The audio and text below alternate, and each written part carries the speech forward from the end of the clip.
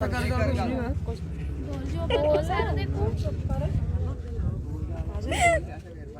बच्चे आया। हाँ जी। एक ऐसी दास्तान जो कहीं ना कहीं दिल हिला दे, पर सवाल ये है कि आखिरकार हमारी सोसाइटी को हो क्या रहा है। कहीं भी कोई भी मर्डर की प्लानिंग कर लेता है, कहीं भी कोई भी कुछ इस तरह से दिमाग लगाता है कि आखिरकार किसी दूसरे शख्स के पैसे कैसे बटोरे जाएं, क्या किया जाए क्या नहीं किया जाए। पर शायद वो ये भूल जाता है कि अगर किसी एक फैमिली मेम्बर को टारगेट किया जाए तो उसकी पूरी फैमिली बाद में उसकी क्या हालत होगी। शायद ये ना तो कोई सोच पाता है ना कोई समझ पाता है, इसलिए आज क्राइम रेट जो है वो बढ़ रहा है। कुछ दिन पहले की वारदात जिसमें एक शख्स पहले तो किडनैप, ऐसा लगता है कि वो किडनैप होता है, उसके बाद अगले दिन पता चलता है कि उसकी मृत्यु हो गई। आज उनकी वाइफ जो है हमारे साथ में है, हम इस समय चट्टा में मौजूद हैं, पुलिस चौकी के बिल्कुल बाहर। इनसे बातचीत कर लेंगे और ये क्या कहती हैं अब आपको ये भी बताने की कोशिश करते हैं। तो अनु, जो भी पता है, जितना भी पता है तो उसे सारा दसो। मम्मी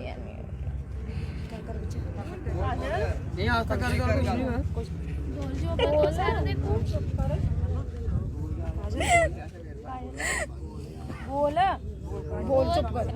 बोल की सुना मेरे घर वाला काम ते गेदा ही, ओदे बाद काम तो आया, दोपहरे आया रोटी खान, रोटी खा के चल गया। शामी कह रहा गाइल मेरे से भिंडी बना के रखी, मैं शामी रोटी खान आवांगा।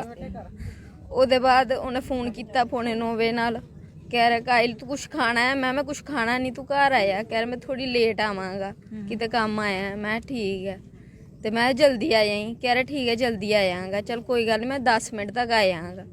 ओदे बाद अद्धे रस्ते च पुज्जिया, मुंडिया ने मोटरसाइकिल ते बिठाया ते लै गए। जेड़ा नाल मुंडा काम करदा ही ओह स्कूटर ते आया ते मोटरसाइकिल ते महल्ले चों नहीं ले गए, पर पिछले रस्ते चों लै गए। ओदे बाद उत्थे शराब शरूब पीती है इन्हां ने, ਉਹਨੂੰ ਪਿਲਾਈ। ਇਹਨਾਂ ਨੇ ਕਦੇ ਪਹਿਲੇ ਕੋਈ ਗੱਲ ਕੀਤੀ ਹੈ, ਕਦੇ ਕੋਈ ਤੁਹਾਨੂੰ ਇਦਾਂ ਦੀ ਕੋਈ ਹਿੰਟ ਦੇਣ ਦੀ ਕੋਸ਼ਿਸ਼ ਕੀਤੀ ਕਿ ਭਾਈ ਇਹਦੇ ਕੋਲ ਜਿਹੜਾ ਪੈਸਾ ਹੁੰਦਾ ਅਸੀਂ ਲੈ ਲਾਂਗੇ, ਜਾਂ ਫਿਰ ਇਦਾਂ ਕਦੇ ਕੁਝ ਵੀ ਕਰਨ ਦੀ ਕੋਸ਼ਿਸ਼? नहीं ज़्यादा इनको परेशान नहीं करना चाहते हैं क्योंकि ये प्रेग्नेंट हैं और अगर कुछ भी हो जाए हम ये नहीं चाहते हैं, क्योंकि ये ऑलरेडी अपने हस्बैंड को खो चुकी हैं। साथ में जो लोग खड़े हैं अब उनसे बातचीत कर लेंगे, वो ज़्यादा बढ़िया होगा। हम इनसे ज़्यादा बात नहीं करेंगे, पर आप जितना भी जानती हैं, जितना भी मेरा बच्चा आया। हाँ जी, गल कर रो के गल होनी है ना। मेरा बच्चा, मैंने अपना बच्चा खोया या मेरे को इंसाफ चाहिए। छोटा सा बच्चा ही, छोटी सी उम्र है उसकी, बीबी है उसकी, बाप बीमार है, बहुत बीमार है, वो काम नहीं कर सकता, कुछ नहीं, आ जा नहीं सकता कहीं। हमें इंसाफ चाहिए।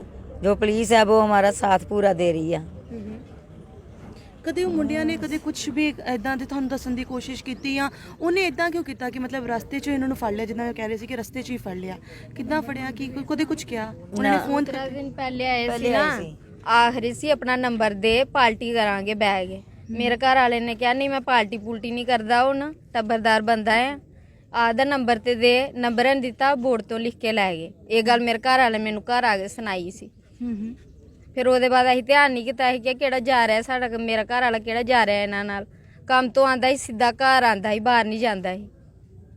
ਉਹਦੇ ਬਾਅਦ ਉਹਨੇ ਬਾਹਰ ਜਾਣਾ ਹੀ ਨਹੀਂ, ਰੋਟੀ ਰਾਟੀ ਖਾਣੀ, ਸੋ ਜਾਣਾ। ਉਹਨੇ ਕਿਹਾ ਕਿ 10 ਮਿੰਟ ਦੇ ਬਾਅਦ ਮੈਂ ਤੁਹਾਨੂੰ ਫੋਨ ਕਰਦਾ। ਉਹਦੇ ਬਾਅਦ ਉਹਦਾ ਫੋਨ ਹੀ ਨਹੀਂ ਆਇਆ। ਫੋਨ ਹੀ ਨਹੀਂ ਆਇਆ। ਤੇ ਫੋਨ ਲੱਗਦਾ ਸੀ ਮਤਲਬ, ਕਿਉਂਕਿ ਤੁਸੀਂ ਕਹਿ ਰਹੇ ਸੀ ਕਿ ਸਾਡੇ ਫੋਨ 'ਚ ਬੈਲੈਂਸ ਵੀ ਖਤਮ ਹੋ ਗਿਆ ਸੀ ਰਾਤੀ।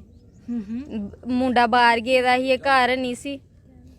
ਉਹਦੇ ਬਾਅਦ ਫੋਨ ਕਿਸ ਤਰ੍ਹਾਂ ਕਰਨਾ, ਉਹਨੇ ਵਾਪਸ ਕੀਤਾ ਨਹੀਂ। ਤੇ ਜਿੱਥੇ ਵੀ ਗਿਆ ਹੈ ਉਹ ਮੈਨੂੰ ਬੜੀ ਵਾਰ ਫੋਨ ਕਰਦਾ ਹੈ, ਕੰਮ ਤੇ ਵੀ ਜਾਏ ਦਿਹਾੜੀ ਦੀ 10 ਵਾਰ ਫੋਨ ਕਰਦਾ ਹੈ ਉਹ ਘਰ, ਪਰ ਉਹਨੇ ਇੱਕ ਵੀ ਫੋਨ ਨਹੀਂ ਕੀਤਾ ਉਸ ਦਿਨ ਰਾਤੀ। ਆਇਆ ਵੀ ਨਹੀਂ ਉਸ ਦਿਨ ਰਾਤੀ। ਮੁੰਡਾ ਢੂੰਡਣ ਗਿਆ, ਨਹੀਂ ਲੱਭਿਆ।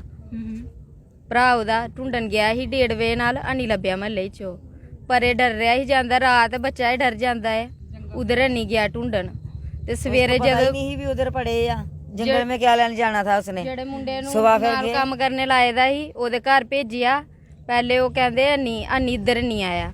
ਫਿਰ ਉਹ ਮੁੰਡੇ ਨੂੰ ਭੇਜਿਆ, ਉਹਦੀ ਮੰਮੀ ਕਹਿੰਦੀ ਉਧਰ ਦੇਖੋ ਸ਼ਾਇਦ ਉਧਰ ਹੋਏਗਾ ਜਾ ਕੇ। जंगल में पड़े। ਫਿਰ ਉਹਨੂੰ ਕਿਸ ਤਰ੍ਹਾਂ ਪਤਾ ਕਿ ਉਹ ਉੱਥੇ ਹੋਏਗਾ? ਉੱਥੇ ਗਿਆ ਤਾਂ ਅੱਗੇ ਮੇਰਾ ਘਰ ਵਾਲਾ ਪਏ ਦਾ ਸੀ।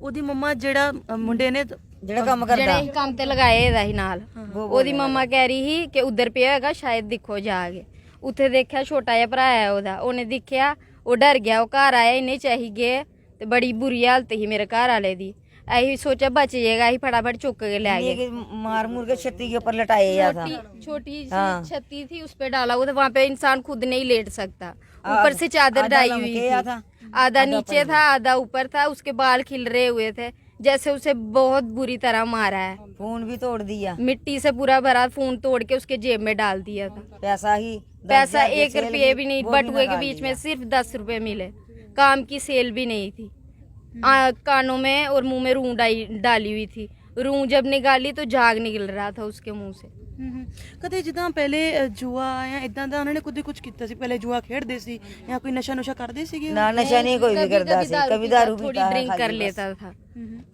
जा कहीं लगाओ थोड़ा जुआ खेलता था हरा जाता था सीधा घर आ घर आ जाता जाता है था बाहर नहीं फिरता था आकर सो जाता था सुबह काम चल जाता था वो 2-4 हजार से खेलता था जो अपनी बचत बचती थी उससे खेल लेता था नहीं आए तो घर आ जाता था सो जाता था खाना खा के कहने के तू जुआ ना खेडिया कर परेशानी बाजूगी कदे कभी कभी कभी ऐसे ऐसे थोड़ी खेलता रोई था नहीं मतलब कि कभी ड्रिंक की तो दिल किया खेलने को ऐसे नहीं कभी खेलता कोई था 2-4 महीने के बाद कभी 2-4 महीने के बाद एक दूसरे दारू को पी देख तो के। खेल लिया अब जैसे पता लग जाता है यहाँ पे लगा हुआ है चल जाता था रोज नशा भी नहीं करता था कभी कभी ड्रिंक अब तो करता ही नहीं था एक तो वो कमाने वाला था ਤੁਸੀਂ ਪ੍ਰੈਗਨੈਂਟ ਸੀਗੇ हाँ तब से नहीं करता था ड्रिंक प्रेग्नेंट होने के बाद जब उनको ये पता चला क्योंकि एक वाइफ प्रेग्नेंट नहीं होती दोनों हस्बैंड वाइफ प्रेग्नेंट होते हैं उसके बाद उन्होंने ये सब चीज़ों को छोड़ दिया पर अचानक ऐसा क्या हुआ ਤੁਹਾਨੂੰ ਲੱਗਿਆ ਨਹੀਂ ਕਿ ਆਖਿਰਕਾਰ ਇਦਾਂ ਕੀ ਹੋਇਆ ਉਹ ਅਚਾਨਕ ਕਿਉਂ ਆ ਕੇ ਪਾਰਟੀ ਵਗੈਰਾ ਮੰਗਣ ਦੇ ਨੇ ਜਾਂ ਇਦਾਂ ਦੀ ਕੋਈ ਗੱਲ ਕਰ ਰਹੇ ਨੇ ਇਦਾਂ ਦੀ ਤੁਹਾਨੂੰ ਲੱਗਿਆ ਨਹੀਂ ਕੁਝ ना सन डोट ही नहीं होया यही क्या ऐसे ही आया या तो ऐसे बोल रहे या वो बोलने लगा मैंने नहीं जाना पार्टी पर मैंने नहीं खानी है पार्टी पुल्टी अब बोलने लगा नंबर दे उसने नंबर नहीं दिया तो बोट पर लिखे गया था तो वो बोट पर से उतार के तो नंबर भी ले गया ਹੁਣ ਕੋਈ ਮੁੰਡੇ ਜਿਹੜੇ ਉਹਦੇ ਵਿੱਚ ਦੋ ਸੀਗੇ ਉਹਦੇ ਵਿੱਚੋਂ ਕੋਈ ਫੜਿਆ ਗਿਆ ਕੋਈ ਕੁਝ हाँ एक फड़िया गया या एक अंदर है दो फड़े ही हैं एक जो काम करता था वो भी फड़िया तो जो उसके दूसरे के साथ ही बॉबी के साथ ही तो वो भी फड़िया वो जो लड़का या असली जो जिसको फड़ना है वो अभी नहीं काबू आया ਪੁਲਿਸ ਕੀ ਕਹਿ ਰਹੀ ਹੈ ਕਿ ਕਿੱਦਾਂ ਕੰਮ ਕਰੇਗੀ ਕਿ ਤੁਹਾਡਾ ਸਾਥ ਦੇਗੀ ਕਿ ਨਹੀਂ ਦੇਗੀ पुलिस साडा साथ पूरा पूरा साथ दे रही है पुलिस साडा इंसाफ होएगा ਤੁਹਾਡੇ ਨਾਲ ਉਹਨਾਂ ਨੇ ਕਿਹਾ ਹੈ ਸਾਨੂੰ हाँ अभी पकड़ने जाएंगे क्या मुर्जम है जो वो सब पकड़ने हाँ उठा के लेके आ रही है हाँ जो पता चल रहा है उनको तो वो उठा के लेके आ रही है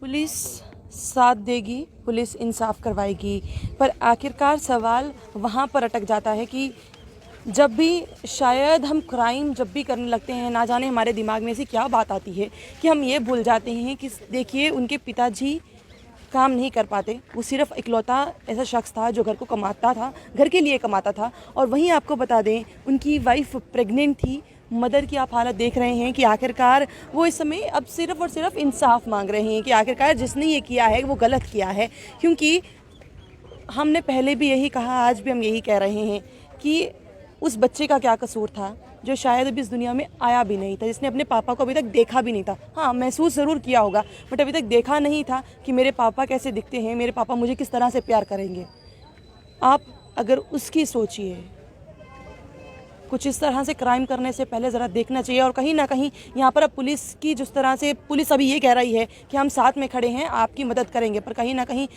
अभी भी इस चीज़ को आगे लेके आने की ज़रूरत है कि अगर ओवरडोज करवाया तो किस चीज़ का ओवरडोज करवाया था क्या ऐसी चीज़ खिलाई थी जिसकी वजह से उनकी डेथ हो गई तो ऐसी कई चीज़ें हैं जो मैटर ऑफ इन्वेस्टिगेशन है और पुलिस जितनी जल्दी सामने आकर इस पर कार्रवाई करे तो उस लेडी को बहुत जल्दी इंसाफ मिलेगा जो इस समय इंसाफ मांगने यहाँ पर बैठी है जो एक तरफ से खुश होना चाहती है क्योंकि उसका बेबी आने वाला है पर अब दुखी है कि उसका पति उसके साथ नहीं होगा जब बेबी आएगा अगर उसकी बात सोचे पुलिस तो जितनी जल्दी हो सके कार्रवाई करे ज़्यादा बढ़िया होगा बने रहिए जम्मू परिवर्तन के साथ मुझे अभिषेक जी को दीजिए इजाज़त नमस्कार।